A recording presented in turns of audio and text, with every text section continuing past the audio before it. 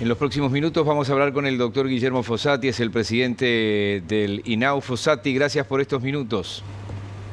Es un gusto, lamentablemente no para una situación realmente agradable de comunicar, pero un gusto hablar con ustedes. Sí, no faltará oportunidad porque uno, lamentablemente a veces la mayoría de la población capaz que asimila el INAU con menores infractores que son una parte ínfima de lo que es el INAU y su infraestructura en todo el país. O sea que no va a faltar oportunidad para que hablemos extensamente de cosas buenas y muy importantes que se hacen.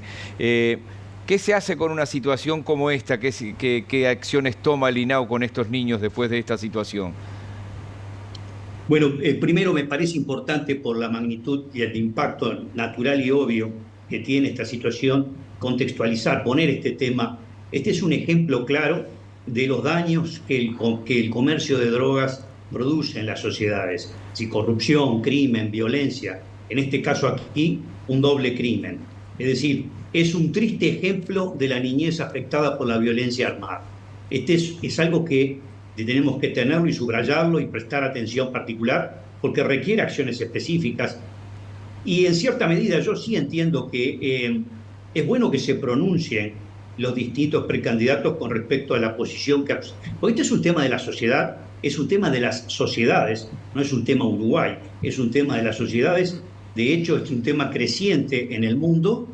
Hay otros países que la violencia armada está mucho más presente, pero nosotros, desde que tenemos el problema del consumo creciente de drogas, está instalado en los barrios todo este tipo de situaciones lamentables. Es decir, niños que viven en zonas con fuerte presencia de conflictos armados, niños que sufren sus consecuencias, y consecuencias que, por cierto, van más allá de cifras y estadísticas. Es decir, la violencia armada afecta a las vidas de diversas maneras. En este caso, un chiquito de 2 años de edad perdió la vida. Otros experimentaron una situación que deja eventualmente, si no secuelas, porque para eso están las atenciones que puedan permitir que superen una situación de índole traumática. Lo cierto es que son circunstancias que también permiten transmitir la idea de los contextos en los cuales se están creciendo y están siendo criados. Fossati, le consulto Sí. si se interiorizaron de a quién estaba a cargo de estos niños. O sea, estos niños estaban a cargo de ese papá que estaba en ese auto, la mamá estaba con prisión domiciliaria por suministro de drogas. ¿Quién era el tutor a cargo de esos niños?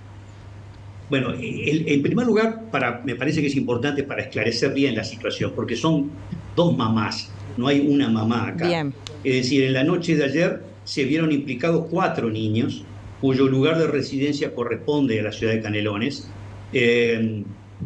Con los datos primarios que yo pude recabar hoy, conversando con la directora departamental del INAU en Canelones y con otras personas que pedí informes específicos a los efectos de compilar toda la evidencia con respecto a este dato, lo que se puede decir claramente es que, primero, lo que ustedes ya han estado presentando y de muy buena manera, la situación se encuentra bajo investigación del área de homicidio de la Jefatura Departamental de Canelones y a cargo de la Fiscalía de la Ciudad de la Costa. 2 aspectos importantes para mostrar que estamos ante una situación de la cual intervienen distintos organismos. Y parte de la efectividad que tiene que pensarse con una mirada en prospectiva es una buena coordinación y articulación entre el accionar de distintas instituciones. No se reduce al accionar del INAU, no se reduce al accionar de la justicia, no se reduce al accionar de la policía, sino que cada uno de ellos tiene distintos tipos de intervenciones. En este caso, lamentablemente, siempre se está actuando sobre situaciones dadas, es decir, se produce la desgracia y entonces se sale a intervenir. Hay que pensar también en acciones de otro orden, prevención primaria, prevención secundaria, reducir las chances de que este tipo de situaciones se produzcan. Ahora, según el informe de la directora departamental de Canelones, los 4 niños que estuvieron involucrados en la situación son de 2 mamás distintas. El chiquito que falleció, el de 2 añitos de edad, y el chiquito de 3 años que quedó ileso, que es el que estaba en una pizzería, son hermanos entre sí. El de 2 años, es decir, el que lamentablemente con la herida de bala perdió la vida, había sido anotado ya hace apenas nada, el 21 de febrero, en un CAIF.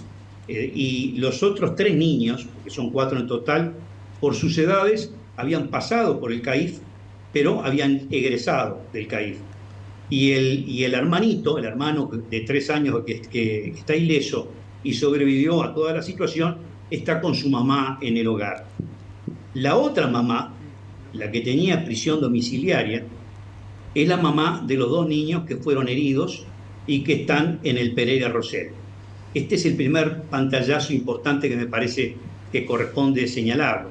Si el Ministerio del Interior levantó la prisión domiciliaria de la mamá para que pueda estar con los hijos en el Pereira Rosell, y el INAU en este fin de semana da el apoyo de una cuidadora para que esté atendiendo a estos niños mientras que están en el Pereira Rosell y mientras que se sigue esperando el proceso en desarrollo, porque tiene que haber un pronunciamiento de la justicia que probablemente pida la intervención del INAU para dar amparo a estos niños y atenderlos de la manera que corresponda, una vez que primero se pronuncie la justicia con respecto a la necesidad de la intervención del INAU. De hecho, lo que se ha planteado es que se le dio el alta médica a los 2 niños que están en el Pereira Rosell, pero no el acta social.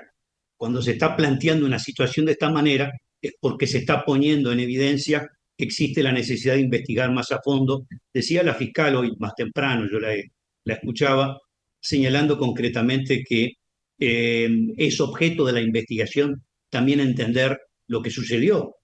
Ella llegó a plantear eventualmente situaciones hipotéticas, en este caso porque no está aplicable al caso en cuestión, de situaciones que se dan en el cual van con los niños como quien va con un escudo. Porque aquí hay una responsabilidad muy clara. El papá del niño que falleció, que también falleció, fue con el niño a una situación de peligro y de riesgo. Eso pone en evidencia una conducta indeseable, por el cual la justicia puede tomar toda esta evidencia y todos estos datos y entender, por tanto, que hay una situación de riesgo instalada que se puede estar también arrastrando en la crianza del hermanito de 3 años, y tomar medidas que den lugar a la intervención del INAU de una manera más precisa. Bien, seguramente la investigación fiscal va a determinar qué es lo que pasó y cómo sigue esto. Le queremos en el último minuto por hoy preguntar por esta mamá que ha denunciado en Colonia que un chico de 5 años se le encontró cocaína en sangre. Después esa información dijeron que sí, que no. ¿El INAU tomó conocimiento de esto? ¿Está interviniendo de alguna forma? Sí, estamos tomando conocimiento, es muy fresco el conocimiento, por lo tanto, en esta primera etapa de lo que se trata es de recabar toda la información para... Es decir, el INAU interviene una vez que se le pide la intervención, pero también interviene cuando no hay un pedido formal por parte de la justicia. Hay distintos canales de llegada de la procura de la intervención del INAU para solucionar estos problemas que se dan en la sociedad. Pero aquí tenemos un ejemplo que también tiene una clara correlación con toda esta realidad de la que estamos hablando, que son las drogas, ¿no? Es una situación lamentable. A veces la vemos, por ejemplo, en madres que apenas salieron de ser niñas, embarazadas, que dan a luz, que tienen hijo.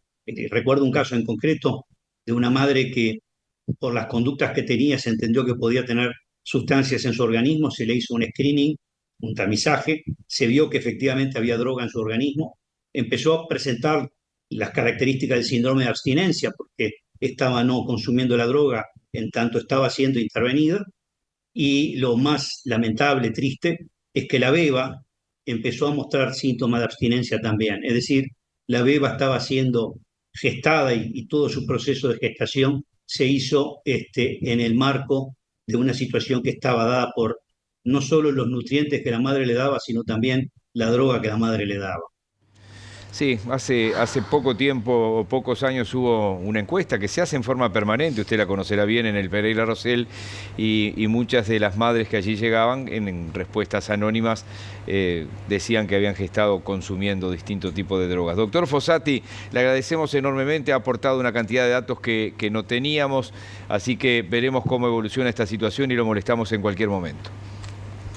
Cuando ustedes quieran, aquí estoy. Ojalá que sea para mejores cosas. Ojalá.